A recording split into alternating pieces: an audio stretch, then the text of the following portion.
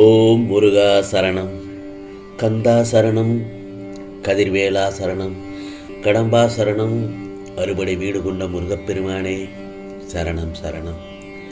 என் செல்ல பிள்ளையே, சிறுவாபுரியிலிருந்து சிறப்பு செய்தி இந்த முருகப்பெருமான் சொல்வதை தவற விட்டு விடாதே என் செல்லமே. முருகா, நான் என்ன செய்வேன்? ஏன் என் வாழ்வில் மட்டும் இவ்வளவு வழிகள், வேதனைகள்? ஏன் எல்லோரும் என்னை காயப்படுத்துகிறார்கள் என்று என்னிடத்தில் அழுது புலம்புகிறாய்? முருகா, மற்றவர்கள் செய்த தவறுகள், துரோகங்கள் ஏன் என்னை சுற்றி இருப்பவர்களுக்கு தெரியவில்லை? அது ஏன் அவர்களுக்கு தெரிய மாட்டேங்கிறது? இப்படி என்னை குற்றவாளிகளாகவே பார்க்கிறார்களே, அவர்களுக்கு தெரியவில்லையா உண்மை எதுவென்று? அப்படித்தானே நீ புலம்புகிறாய் என்னிடத்தில். ஆனால் அவர்களுக்கோ அதை அனுபவித்துத்தான் புரிந்து கொள்ள வேண்டும் என்பது விதி. நீ மற்றவர்களுக்காக யோசி, உதவி செய், மற்றவர்களின் கஷ்டத்தை நினைத்து வருந்து, மற்றவர்களுடைய வழிக்காக பிரார்த்தனை செய். ஆனால் உன் வாழ்க்கை என்னும் மூச்சை உனக்காகவே சுவாசி. அதில் ஒருவர் மட்டுமே உயிர் வாழ முடியும். இந்த முருகப்பெருமானின் வாக்கு பொய்யாவதில்லை. இதோ நீ எதிர்பார்த்தது எல்லாம் காத்து கொண்டிருக்கும் அனைத்தையும் இந்த சிறுவாபுரி முருகன் அனைத்தையும் நிறைவேற்றி தரப்போகிறேன். அந்த நாள் மிக அருகில் நெருங்கி வந்துவிட்டது. உன் மனதை குளிர்விக்கும் மகிழ்ச்சியான செய்தி உன்னிடம் மிக விரைவில் வர காத்திருக்கிறது. நீ இதுவரை அனுபவித்த வேதனைகள் என் நெஞ்சை பிழிகின்றது. உனக்கு நிறைய வாய்ப்புகளும் காலங்களும் உள்ளன.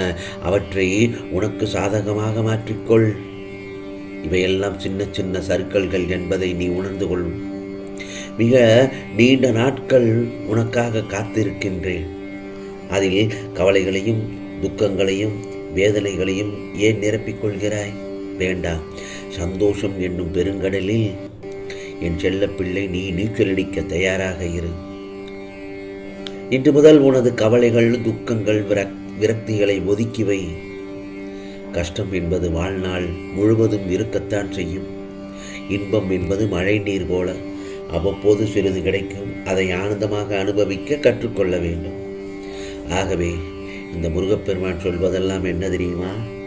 நீ புத்துணர்ச்சியோடு எழுந்து நடமாடு. அப்படி இருக்கும் பட்சத்தில் நிச்சயம் உன்னுடைய வாழ்க்கை அழகாக மாறும்.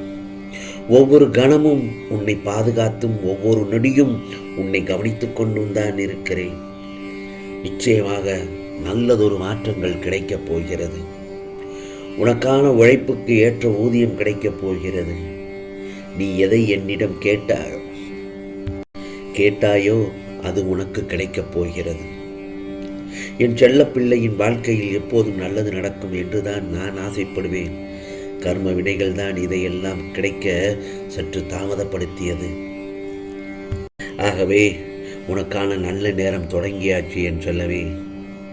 சில நேரங்களில் நீ கோபப்படுகிறாய். கோபத்தை குறைத்து நிதானத்தை வளர்த்துக்கொள் என்று நான் அடிக்கடி அதைத்தான் சொல்கிறேன். கோபம் நீ உனக்கு தரும் தண்டனை. கோபம் நீ உனக்கு தரும் தண்டனை.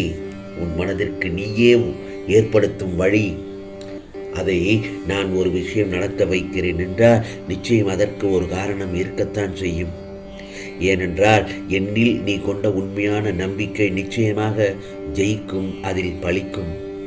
நீ வேண்டிக் கொள்வது அனைத்தும் என் காதில் கேட்டுக்கொண்டுதான் இருக்கிறது. மனம் தளராமல் மறுபடியும் எழுந்து நில். தோல்விகளை சந்தித்தால் நீ வாழ்க்கையில் தோல்வி அடைந்து விட்டாய் என்று நீ நினைப்பது தவறு. இறுதியில் நீயும் தான் ஜெயிக்கப் போகிறாய். ஆகவே எந்த ஒரு காரணம் கொண்டும் ஒவ்வொரு முயற்சியில் இருந்தும் விலக நினைக்காதே. உனது எல்லா முயற்சிகளில் இருந்தும் நான் இருப்பேன். முடிந்ததை தேடு. தேடி போய் உதவி செய். நேரம் பொன் போன்றது. அவை தேவையற்ற விஷயங்களுக்காக செலவிட வேண்டாம். முருகா, எப்போது எனக்கான நல்ல செய்தி வரும் என்று என்னிடம் கேட்டுக்கொண்டிருந்தாய் அல்லவா? இதோ உனக்கான உன் வாழ்க்கையில் இருளை விலக்கி மகிழ்ச்சியை என்ற வெளிச்சத்தை மட்டுமே உன் வாழ்வில் நான் ஏற்றப் போகிறேன். உனக்கு நல்ல செய்தி காத்து கொண்டிருக்கிறது, மகிழ்ச்சியான செய்திதான். கவலைப்படாதே. வாழ்க்கையில் சில விஷயங்கள் நடப்பது மர்மமாகவும் புதிர் கொண்டு உன் மனதில் இருப்பது ஒன்று, வெளியில் நடப்பது ஒன்று என்று தெரிகிறதா? அதுதானப்பா வாழ்க்கை. உன் பிடியில் இருந்து கையில் இருந்து நழுவது போல் இருக்கிறதா? உன்னை மீறி உன்னிடம் மாயை என்ற வலை உன்மேல் சிக்கி உள்ளது. அதன் பிடியில் இருந்து மீள மோதிக்கொண்டிருக்கிறாய் நீ. அதன் பொருட்டே உன்னில் எழும் இந்த மாதிரியான போராட்டங்கள். அதில்தான் உன் மனம் காயப்பட்டிருக்கலாம். ஆகவே சுய நினைவை இழந்தது போன்ற ஒரு உணர்வு.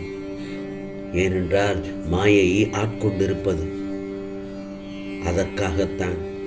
ஒரு குருவை சரணடைந்தவர்களுக்கு மட்டுமே அது நம்மை சூழ்கின்றது என்பது தெரியும். அதனால்தான் நீ இந்த நேரத்தில் உணர்கிறாய். உன் மனமோ நிம்மதியை தொலைக்கின்றது. ஆகவே நான் சொல்வது என்னவென்றால், உனக்கானது நிச்சயமாக கிடைக்கக்கூடிய நேரங்கள் வந்துவிட்டது. இதுவரை உன் மனதில் இருந்த வலிகளும் வேதனைகளும் துக்கங்களும் தோல்விகளால் மனம் பரிதவித்தது எல்லாம் முடிவரும் காலம் வந்துவிட்டது. உன் உழைப்புக்கு நல்லதொரு பலன் கிடைக்கப் போகிறது. நிம்மதியும் சந்தோஷமும் அழகாய் பூத்து குலுங்கப் போகிறது. இது சிறுவாபுரினி முருகனின் அருள்வாக்கு. ஆம் செல்லமே, நிம்மதியும் சந்தோஷமும் அழகாய் பூத்து குலுங்கப் போகிறது. இதோ உன்னை ஏளனமாக பார்த்து நின்றவர்கள் முன்னால் என் செல்ல பிள்ளையை உயர்ந்து நிற்க வைக்கப் போகிறேன்.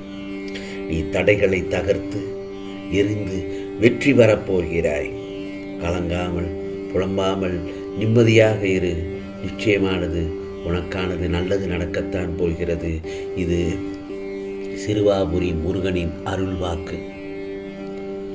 ஓம் முருகா போற்றி, ஓம் முருகா போற்றி, ஓம் முருகா போற்றி போற்றி.